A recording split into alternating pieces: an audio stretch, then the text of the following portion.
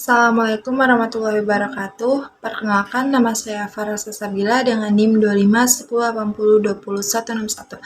Saya dari kelas E Prodi Perbankan Syariah. Saya ingin menjelaskan materi yaitu konsep matriks.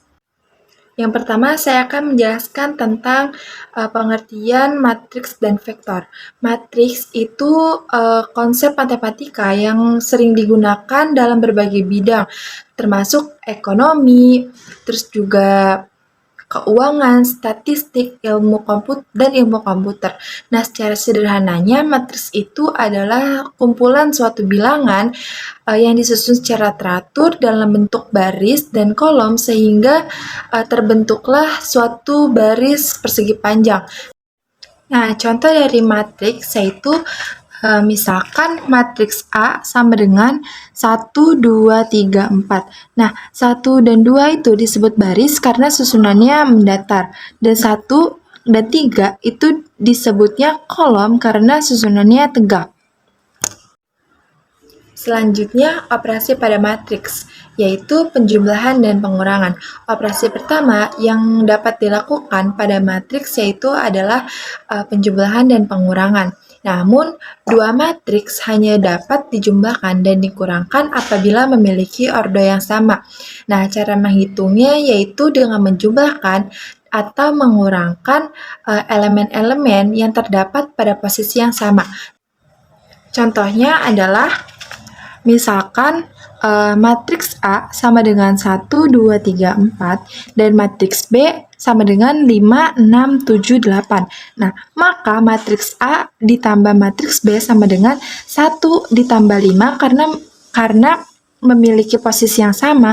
2 ditambah 6, dia juga sama memiliki posisi yang sama. Dan 3 ditambah 7, 4 ditambah 8. Maka hasil dari penjumlahan matriks A dan matriks B adalah 6, 8, 10, dan 12. Operasi berikutnya adalah perkalian matriks. Perkalian matriks menggunakan aturan baris dan kolom.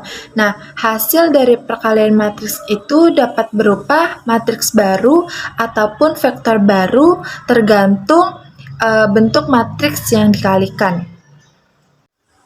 Contoh penerapan dalam ekonomi, misalkan terdapat data jumlah produk yang terjual dan masing-masing harga dari produk tersebut. Dengan menggunakan perkalian matriks, perusahaan bisa dapat langsung memperoleh total seluruh penjualannya dari produk tersebut. Nah, metode ini juga sering digunakan dalam analisis produksi, perhitungan biaya, dan perencanaan investasi. Operasi berikutnya yaitu transpose matriks.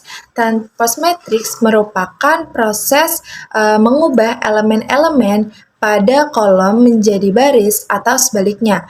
Jika suatu matriks ditulis sebagai A, maka nilai transposnya adalah A transpose. Contoh transpose matriks.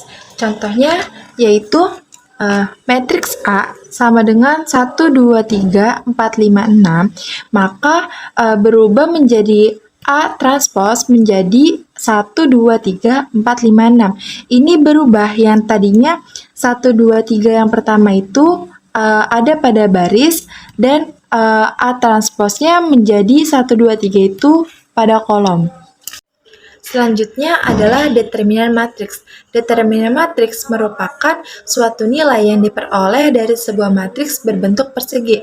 Nah, determinan matriks ini dapat dicari melalui beberapa metode, antara lain metode faktorisasi dan metode perkalian silang. Nah, determinan matriks ini sangat penting karena dapat mengetahui apakah suatu matriks memiliki inverse atau tidak. Jika nilai determinannya 0, maka matriks tersebut tidak memiliki nilai inverse. Materi yang terakhir yaitu inverse matrix. Inverse matrix biasanya dianggap sebagai kebalikan dari suatu matriks. Jika matriks dituliskan sebagai A, maka inverse-nya ditulis sebagai A-1. Nah, inverse itu hanya dapat dihitung jika nilai determinannya tidak sama dengan 0. Contoh inverse matrix dalam penerapan ekonomi. Nah, seringkali kita menemukan beberapa variabel yang sering berhubungan, seperti harga barang, terus juga jumlah permintaan, dan biaya produksi. Nah, dengan menggunakan inverse matrix, kita dapat mencari nilai variabel yang belum kita ketahui dengan cepat dan efisien. Dari pembahasan yang telah dijelaskan, dapat disimpulkan bahwa matriks merupakan susunan bilangan dalam bentuk baris dan kolom yang memiliki berbagai operasi, yaitu ada operasi penjumlahan, pengurangan, perkalian, determinan, terus juga ada transpose, dan juga inverse. Nah, dalam bidang ekonomi, matriks itu memiliki banyak manfaat seperti mengolah data penjualan, menghitung pendapatan dan biaya, dan menganalisis hubungan antar sektor ekonomi. Nah, oleh karena itu pemahaman tentang matriks itu sangat penting karena itu adalah dasar berbagai analisis kuantitatif dalam dunia ekonomi dan keuangan. Nah, mungkin itu saja yang dapat saya sampaikan. Kurang lebihnya mohon maaf. Wassalamualaikum warahmatullahi wabarakatuh.